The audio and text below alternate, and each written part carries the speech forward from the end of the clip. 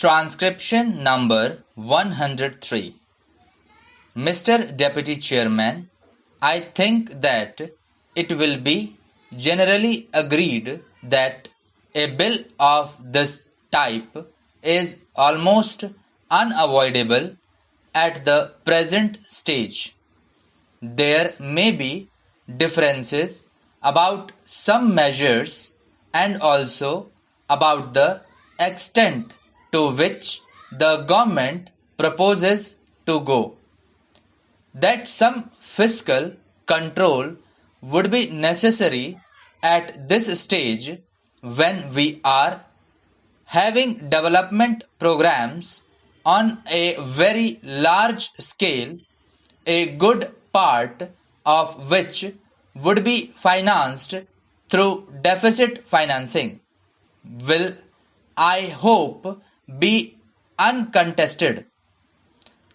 I think the fact that in the second 5-year plan the greatest emphasis has been placed on heavy industries, especially on the production of certain types of capital goods, lends further force to an argument of this type. I am aware that the second 5-year plan has also provided that there will be an expansion in consumption, but I have no doubt that the greater emphasis on capital goods will result in at least a temporary shortage in consumer goods, and this may lead to further inflationary pressures. To a certain extent, such pressures have already been felt. The recent rise in prices is a kind of warning of the kind of situation that may develop unless we are careful from the very beginning. Therefore, I would say that this measure of the government, in so far as I can understand it, has a twofold aim. On the one hand, to increase the capacity of the Reserve Bank for creating money by note issue, and on the other hand, to put restrictions on the creation of credit by private banks. The first aim is intended to ensure that the money that is required for the economic development of the country will not be lacking.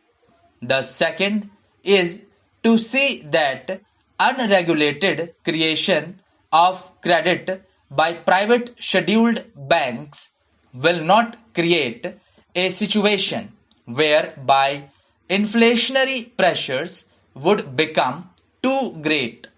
To that extent, everybody would agree that a bill of this type is unavoidable. I have, however, a few questions to ask of the Honorable the Finance Minister, and I have no doubt he will be able to meet the doubts which I have in my mind. My first doubt is whether there is not an undue measure of fear about these inflationary pressures.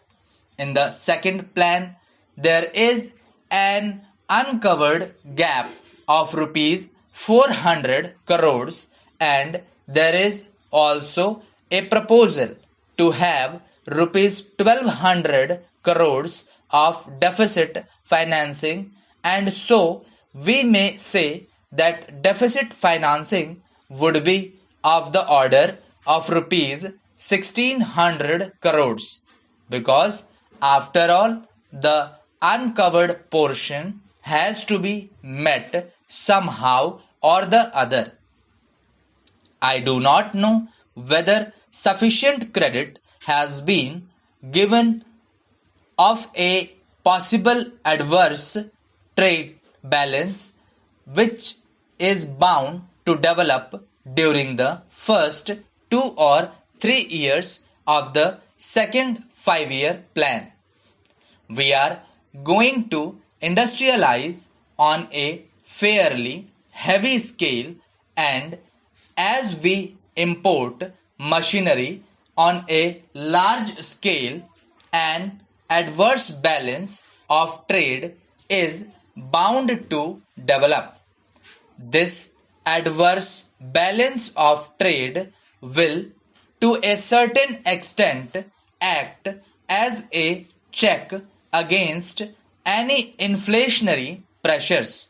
Then again, there is the question of production of food grains and other materials within the country. Our economy is an expanding economy at the moment, and I think that by the end of the first year of the second plan, or sometime during the second year of the second plan, may be of the measures which were undertaken during the first plan will start yielding results. Many of the major irrigation projects will give full dividends, and the production of food grains in the country is bound to go up. As the production of food grains goes up within the country, it will again be a check on inflationary pressures. Also, some of the industries which were established during the first plan will start yielding results. From this point of view, I would also like the Honorable Finance Minister to consider whether the pattern of deficit financing which has been adopted in the second 5-year plan is sound or may require some modification.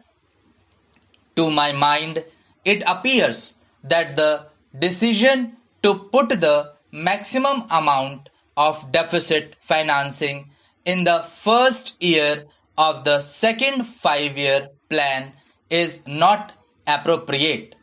Perhaps it would be a wiser thing to put the maximum amount in the second year of the second 5-year plan, because by that time the factors which I have mentioned just now will have come into operation. There will be more production of food grains within the country.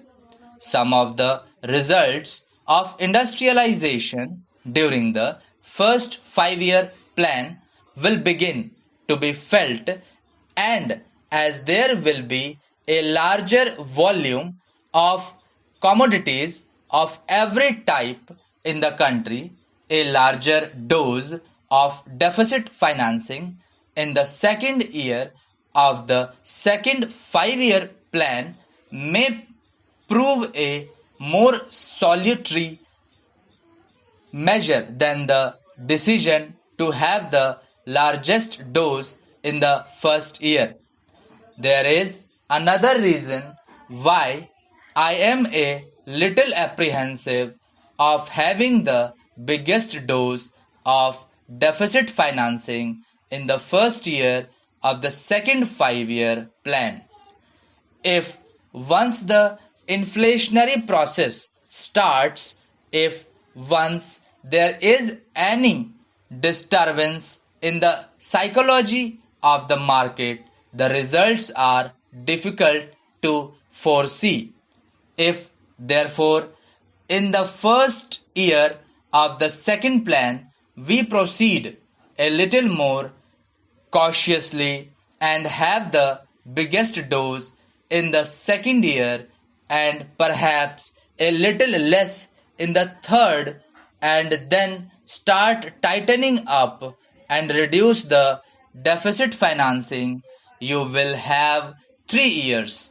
The third, fourth, and the fifth of the second plan both to watch and to take such remedial measures as may be necessary. This is a suggestion which I would like the Honorable Finance Minister to consider. I am mentioning it here because I think it has a definite relevance to the proposal he has made for currency expansion by doing away with the ratio between the gold bullion and the securities. Thank you.